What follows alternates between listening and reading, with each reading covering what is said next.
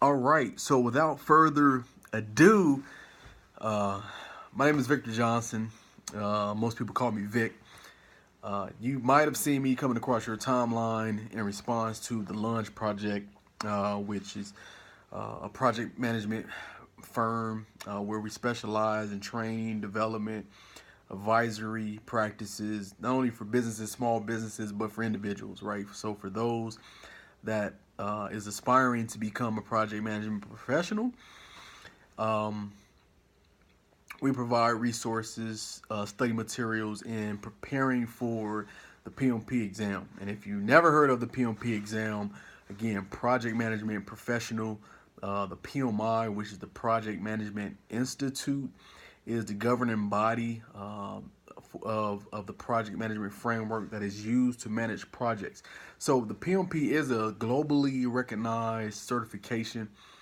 The test, from my perspective of taking it, is can be challenging, cumbersome, very situational.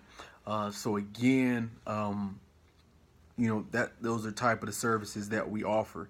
Um, the reason why I'm doing this video is because got asked by a coworker earlier today on if I do any type of podcast, videos, or coaching segments to make available to individuals that work on a daily basis and can attend in-person type of trainings.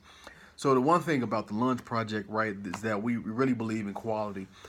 So we try to keep most of our trainings, communications face to face. It's just something that it's one of those things in today's world with the fast-paced, technology and the modernization of technology and what it has to offer. It's just a balancing act of how far you want to go with technology and using the resources available like Facebook Live, podcasts, versus again the traditional face-to-face communication. So it's what you're willing to sacrifice, right, at that cost of doing business. For me and myself, and again being a founder of the Lunge Project, it's quality with us, right? I have a full-time job as a project enterprise project manager. Love what I do. Would I stop? No. I have completely intrinsic satisfaction in what I do in managing, global scale, enterprise level projects. Again, this is my first opportunity, or I'll say chance, at doing some type of video coaching segment. So I do have a topic based on what we discussed earlier at work, but I was just letting this person know when they tune in, I am fulfilling that commitment of saying that I would do this, and let this kind of be a test if we should go forward with doing, Lunch Project podcast and providing coaching to individuals that are wanting to become project leaders or project managers, or just excited about project management in the future. So the topic is project rhythm. Something that's not really talked about day to day when you look at it from a project management or PMI standpoint, right? So again, I talked about the PMI, the project management body of knowledge. There's certain process groups, certain knowledge areas, and 49 processes that you begin to understand and learn about, and you learn a lot about emotional intelligence, right? He gives a definition of that emotional intelligence, which again is being self-conscious, right? Emotional intelligence, being self-conscious about your interpersonal skills and how you impact a project and resources on that project. And really, what tests your emotional intelligence is when you really start getting into conflict management, right? And being aware of how you interact and what kind of resolution or tools and techniques you use when it comes down to emotional intelligence for handling certain situations with maybe disruptive employees. Maybe you're doing a personal assessment. Maybe you're doing a performance appraisal. And so you just have to be aware as a project manager, your emotional intelligence and how you, again, impact that overall activity. But I love this term project rhythm. Again, it's not going to be part of the project body of knowledge. So, really one of my goals over the next year or so is to have kind of dialogues and conversations with the PMI to really try to get project rhythm more of a formal tool, technique, or output within the project management body of knowledge, which is, another acronym for it is the PMBOK, right? The PMBOK. It's like the Bible of project management. And really, I'm trying to coin this term within the field of project management because I think as on the project, when we are initiating a project and we start putting together that stakeholder management plan, we're putting together that communications management plan, there's certain activities that are taking place, right? When we talk about a stakeholder engagement plan, we're talking about, identifying stakeholders, what is that engagement strategy for certain stakeholders, whether it's based on their role, their level of influence, what have you, but it's understanding all of those dynamics and monitoring and controlling stakeholder engagement on that project. And then when you get to your communications management plan, really, okay, let's really look at the content, the information, what kind of communication methods or channels are we using to communicate with those stakeholders, right? But then, I'm leaning and leveraging towards project rhythm. Because what I'm thinking about as far as my definition of project rhythm would be, what kind of tone or energy are you setting within that project or the activities that are coming up? And I think there's a big difference, right, so it's being self-conscious of the energy that is in the room, that is present within the room, if you're talking about meetings or when we're talking about facilitating certain activities, what is that rhythm, right, to that project. So we know within the communications management plan, we kind of adopt some type of cadence, whether we're having weekly meetings, bi-weekly meetings, maybe we're having a monthly update to the director, the CEO, whomever, but that doesn't mean because you have these cadences within your communication management plan. Because one of the things you owe to some of the sponsors that really influence your overall project success is the schedule. You owe what the scope is, right? You owe deliverables at certain dates, right? Due dates. And when you say things are going to be done, you owe risk management, right? And we understand that by nature of the project and delivering by a certain date, those things have to take place. But in the movement, in the flow of how these things take place is a whole different ball game, whole different arena. So at work today, I had made the comparison of project rhythm to a party in the sense that, you say that you're going to go to this party, it starts at 7, ends at 10:30.